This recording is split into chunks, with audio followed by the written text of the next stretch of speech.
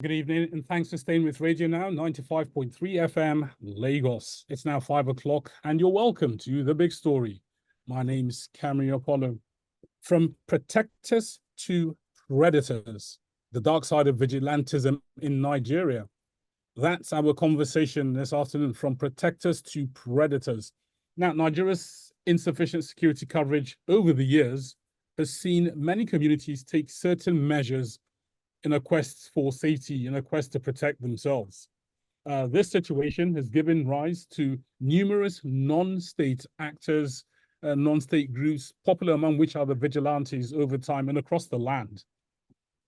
Now, these groups may have been created to address our security concerns, our security challenges, but some of them have turned out to be laws unto themselves by terrorizing communities and neighboring communities as well. So the question is, how did this happen? How does a protector become a predator? How did this happen, and what can we do about it? Now, joining me for the discussion this evening on A Big Story, I have Mr. Joshua BM. He's a policy research analyst at Next Year SPD. Mr. BM, good evening, and thank you for joining us on A Big Story. Hi, Mr. Kamri. Thanks for having me. I'm Joshua BM, a policy research analyst at Next Year. Thank you for having me. Excellent. And also joining us is a security analyst, Mr. Onyekachi Adekoya. Thank you so much for joining us, Mr. Adekoya. Good evening to you as well.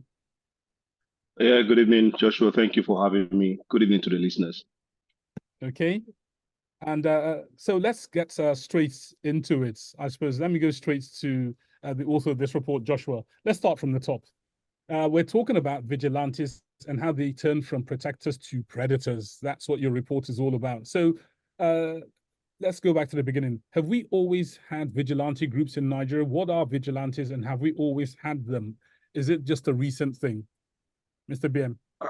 All right. Thank you, Mr. Kamri, for the question. So first of all, I'd like to explain what we mean by a vigilante. So a vigilante now, in simple terms, is a person or group of people who try in an official way to prevent crime or to catch and punish someone who has committed a crime, especially because they do not think that official organizations such as the police are not controlling crime effectively. So in the Nigerian scene or the Nigerian setting now, we've had this vacuum where, in as much as our security agencies have done to a great extent, have put in efforts to actually curb security, but we still have reports of insecurity, kidnapping, banditry, and all of this. So who feels this vacuum that is left behind from these inadequacies, rather? So vigilantes are actually the next thing that people or the citizens or residents turn to in time of need. But however, we've seen this transition over the years that they are undergoing a troubling transformation, if I could say that, into cult-like gangs, exacerbating existing dangers rather than mitigating them. So first of all, we could actually see that, okay, the roots of vigilantism from the Bakassi boys back then, when they were actually there to initially curb crime, but they later became notorious for abuses like extrajudicial killings and political targeting. And this was in the southern part of that. But then in the Yan Sakai in the north now, they actually see them committing serious human rights violations. So when you see the people meant to protect you, or the barrier between you and danger becoming what you fear, it's the bone of contention here, where you actually see this vicious cycle where who do you now turn to in time of need? So these groups are becoming a lot more violent over the years, and it's a bit worrying, and that's the whole idea of the article. Okay, we'll come back to you. You've touched on another very, very important aspect of the conversation there. Let's come now to Mr. Onyekachi. Please talk to us about the working relationship between groups like vigilante groups and state actors like the police and military and so on and so forth. How has that been over the years? Has it been harmonious? Has it been challenging? Talk to us about that. Okay, yeah, thank you for the question. So if you go by the definition of vigilantes, I think that there's a problem in nomenclature here. Yes, whilst we've had cases of community militias, individuals taking it upon themselves to ensure law enforcement, where the real law enforcement are lacking, those are types of vigilantes. I think what we are trying to address here are community-based efforts at addressing issues of insecurity, what you may want to consider as local initiatives. So, case in point, Bakassi Boys, Amoteco, those of us in licensed private security companies, we consider these people as non-licensed, non-regulated operators that don't fall under any guidelines. In terms of the history of their usefulness in Nigeria, it's not been all the while bad. There are some good sides to the local civilian-led efforts. If you look at the civilian JTF in the Northeast, of course, the military themselves, we acknowledge that without the CJTF, at the least, the issues of insurgency in the Northeast perhaps will have taken more lives and taken more time. So that's on the one hand. In some parts of the Northwest, you have the community members themselves running towards Ansaru for cover from armed bandits themselves. And in some communities, the bandits act as ethnic militias or vigilante groups. And then, of course, that breeds some form of lawlessness. I think that's what the author of the book is alluding to. So again, if we class the problem properly, if you do a proper definition of problem, then we can begin to look at how best to define what the problem is. Okay, talking about like proper classification, let me come back now to Mr. BM. Vigilante justice. This is an area, going through your reports, I'll be honest with you, I find myself asking one question. What happens that makes these vigilante groups start to act as, authorities of law and order unto themselves? What are the dynamics involved in changing from a protector to becoming protector, enforcer, judge, jury, executioner, all in one, which some of them have done in the past? How does that happen? Well, thank you very much for that question. So, when we look at the vigilantes now, they've been given when you turn to them as your recourse in time of need, that we don't have that binding agreement or a structure that regulates their activities. So there's a tendency that when you give a group of people that level of power, that, okay, you can actually go ahead and pursue crime and bring people to justice, there's a tendency that, okay, there's this leaning towards pursuing some other agendas. And you wouldn't say that these things actually occur out of a vacuum. And some certain things catalyze the exploitation, or this vigilantes going out of their way to get into these activities. So first of all, there's this distrust of police that has created a situation where we have more vigilantes and all of that. But when you think of a prevalence of small arms with the vigilantes, and basically a lack of adequate regulation, as I earlier said, when you think of this, and there's an increasing level of poverty, socioeconomic situations that actually lead these people into engaging in other activities, because I have arms now as a vigilante member. So why won't I actually go out of my way to solve some of my other issues? So these people look at it, and the approach they take in this situation now is actually criminal. So if you have arms and there's no one monitoring you, there's this tendency that you actually lean into and get involved in what would otherwise be negative. So, and that is what we're seeing. Okay, sorry to interrupt, Mr. Vian. Okay, sorry to interrupt. Another aspect I'd like us to touch on is what you call the cultification of these vigilante groups. They start to form cults, then they move into, into gang sorts of rivalry, into group rivalries, and so on and so forth. What leads to that? How does a person shift from I'm going to be your eyes and ears when you sleep, and I will do my best to protect you from harm? How do I move from that to being someone who is possibly a political gun or thug for hire, or someone who will go about carrying out extrajudicial killings? How does that journey happen?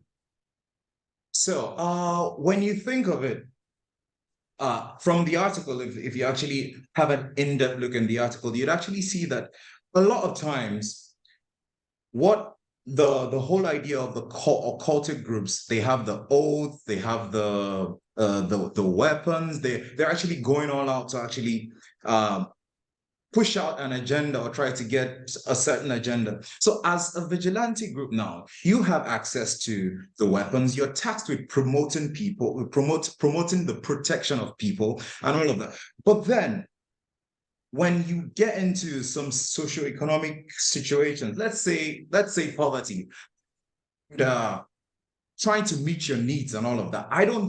Not exactly that's exclusively what is driving these people, but that's a major one of the factor. factors. Yes, it's one of the factors. So when you think of it and look at it in that perspective, and when you think, okay, a vigilante, we have this group, this person actually has the same ideology as me. So why don't we band together and get this thing done? We have a recognition that this is us. So it's the identification that, yes, we are this group and we can actually do this to actually better ourselves. So you actually see this, and there's no one putting them in check. So that is a key thing. And if you look at the recommendations, there's one of the key recommendations, there is a need to regulate this vigilante group. So if there's a regulatory body that would actually stop these groups from deviating from their purpose, their direct purpose to actually seek their personal or other needs or fortification or seem tendency to lean in towards what we can see as a cult, it would actually be a better thing. Like it would be a great thing to actually put them in check. Yes. All right, now talking about putting them in check, let me come back to Mr. Adekoya. The authorities, where are the authorities when these groups, the Yansa K, the Bakassi boys, and so on and so forth, when they're going about committing their own criminal acts? Where are the authorities in all of this? Again, I think not to over dramatize Nigeria's problem. If you say the authorities, I assume you mean law enforcement. But we've also seen cases of allegations against law enforcement officers themselves, whether it be in gun running, in kidnapping, in some of these other vices that I think we are complaining about. If you then say, where's the government that's supposed to be regulating? I mean, the case of sharing of 400 billion is before the National Assembly. Cases of allegations of mismanagement levied against members of the executive of the federal government. So I think that we may perhaps be over dramatizing a societal problem. Doesn't mean it's good, but hey, it's an all of society problem. So when you give a man a gun, and then you pay him 20,000 naira every month, as an example, and then you call him maybe Amotekun, not saying that that's what Amotekun is paid, but maybe you should also do your research and let us know how much they are being paid. So you give a man who has a family of 4, 20,000, he has house rent to pay, he has to transport to work every day, he needs to cover medical insurance, life insurance, pay his bills, light bills, and the rest on 20,000 salary. And then we wonder why they don't tend or lead to vices. I think the issues of cultism are also societal. Doesn't now mean that, this is limited to only vigilantes or local state subnational based initiative. Remember that at the subnational level, outfits like Lagos State's Neighborhood Watch, Aboteko, Ebubago, they are creations of law, albeit at the subnational level. So some of them have some of the regulations that they need. Even the federal forces, the police, the DSS, the EFCC, ICPC, immigrations, customs, they have laws, governing laws that regulates the activity. It doesn't yet stop us from getting cases of some few bad eggs amongst them. So I think that on a balance of events, I would say that the use of these local-based community initiatives would not give us a net outlook or net impact if we do it to access. Are there areas of improvement? Are there gaps? Yes. I think that the gaps that exist are gaps created by society. You don't arm a man. There's a video we saw of a soldier claiming that he needed to see his family. The ticket cost, just going by road, cost to and fro 70,000. He's being paid 50,000. He has an AK-47 double magazine, and he's saying, "Hey, how can he go and see?" He can't afford to. That I by the society. So that's my feedback to some of these things, please. Okay. Difficult situation there.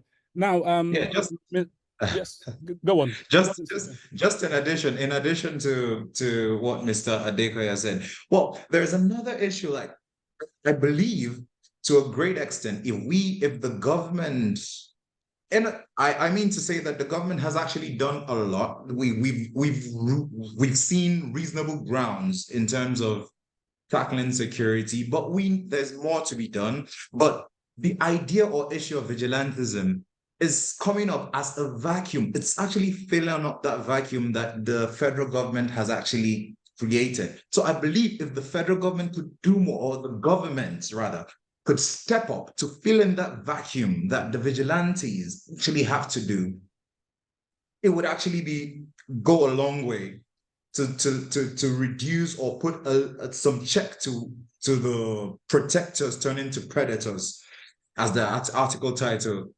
that's actually highlights. Yes.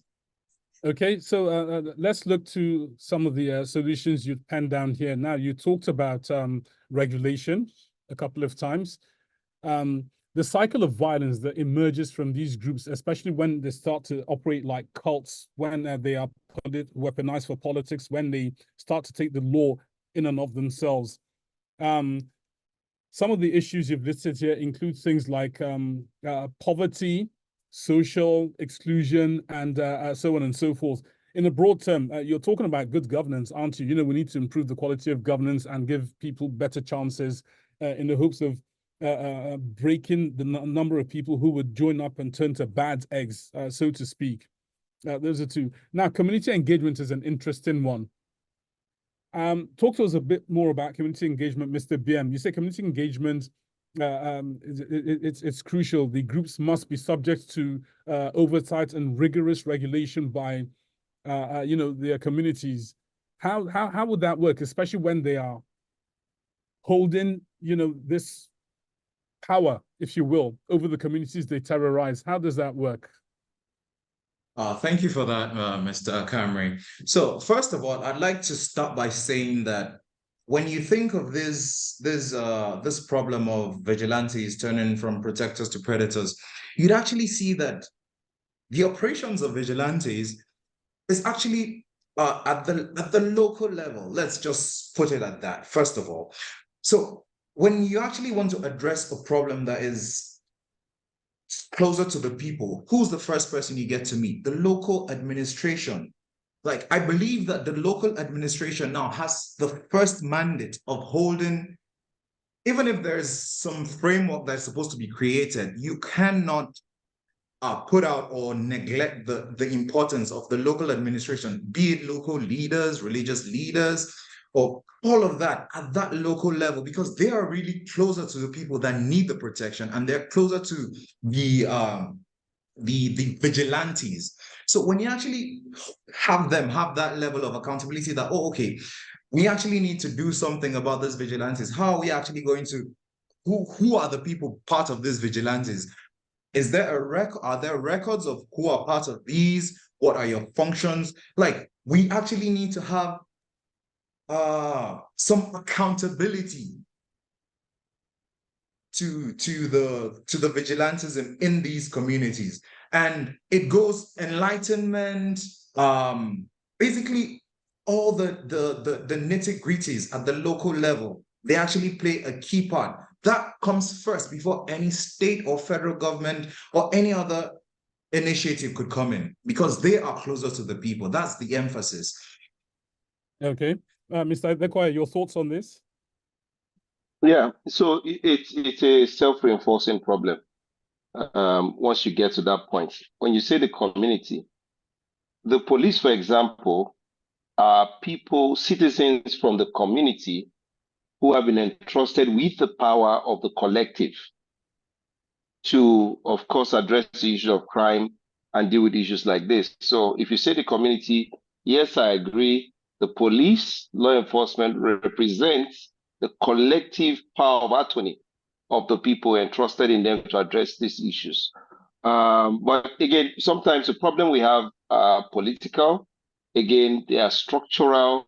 And yes, it involves the community. But when the design is bottom up, you have a more sustainable approach to security. So with that, the communities in this time, I would say, the civilians within the communities who are not armed, except of course, maybe you see religious leaders, community leaders, people who have influence in the society, perhaps they can intervene through moral suasion. Sorry to interrupt, Mr. Adekoya. What about now you're talking about breaking down the communities, traditional institutions. I always have a case to make for traditional institutions, and I ask the question, are we utilizing them to their fullest potential, the traditional institutions, especially in things like this? How effective are they? As is now, and based on the current setup of law, they are irrelevant. With profound respect to even the Oni of Ife, you will be surprised that by law, the local government chairman doesn't even have to reckon with him. Chieftaincy, issue of chieftaincy, kingship, customs are most times placed under a head of department in the local government. So by law, really, by law. Again, it's not something aside today. It's a systemic problem that, of course, we acquired based on the principles of divide and rule, the indirect rule system of the colonial era. Again, the problems the author talks about are problems created by a number of dysfunctionalities created during the colonial eras that we have held on to. What we need as a society is to completely rework, for the first time, something that fits our own purpose and design and needs and fosters the aspiration of the Nigerian citizen, not a police or security structure that was either set up for regime protection or for ring fencing of the slave trade or for protecting the interests of the new colonials or the colonials as it were at the time. So again, I don't like describing or discussing symptoms because the vigilantes, the community, the problem with them are all symptomatic of a deep-seated structural problem with how we do policing in Nigeria. We don't have state policing. The federal government would always lack nuance when it comes to basic community issues. So you have at the subnational level a case where the subnationals can make law, they can adjudicate law, but they cannot enforce.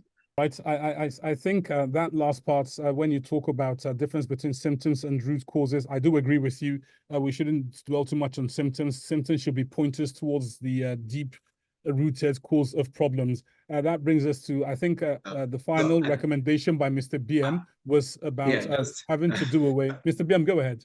Yeah, okay, just in addition, okay, Mr. Adekoya, you made mention of the irrelevance of the traditional institutions, but I wouldn't completely say they're irrelevant. I would rather say they're not doing enough. They're not doing enough because to a great extent, the respect and the adulation that comes with the whole traditional institutions, you can actually say that when it comes to these groups, you can always say that they have a say. Like you could actually say, like, put a stop to this. Who's responsible for this? And you can actually fish out the bad eggs. They're not doing enough. So there's emphasis on these traditional institutions doing more, but be saying they're irrelevant would not completely speaking be true.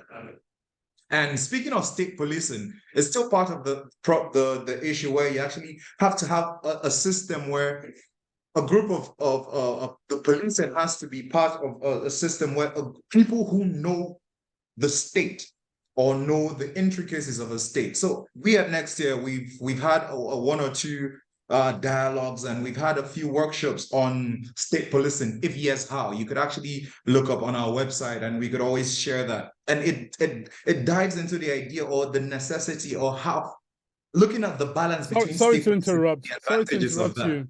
Sorry to interrupt you, Yes. Mr. BM. We're going to have a conversation about state policing because some of the concerns places. I come from a state that has many ethnic groups. I come from Adamawa.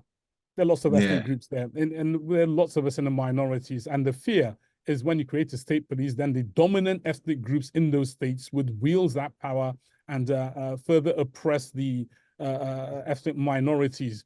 So Yeah. we understand the need to decentralize policing, but to break it down to the state level, maybe we might, should we be talking about regional policing instead of state policing, which gives a more wider spread of that power? But that's a conversation for another day. Think about that, Mr. BM. We'll be knocking on your door. But Sure, Mr. Adekoya, yeah. let's come back to you, Mr. Adekoya. I think he's rounded it up beautifully by saying, look, root causes is the state needs to get its system up and running. But therein again lies the problem. Mr. Adekoya, it sounds like a catch-22 situation where we have all the challenges with policing that you've mentioned, but the challenges with that policing has given rise to what we're talking about now, vigilantism, which has itself become a problem. What's the way forward? In your closing remark, please, we have just a minute, Mr. Adekoya. Yeah, sorry, I can't give a way forward in a minute because the problem is a wicked problem. It's a hydra-headed problem. Will require a complex set of approaches because you cannot divorce macroeconomics, geopolitics, this whole ethnic minority concerns, and the centrifugal way we play politics in Nigeria.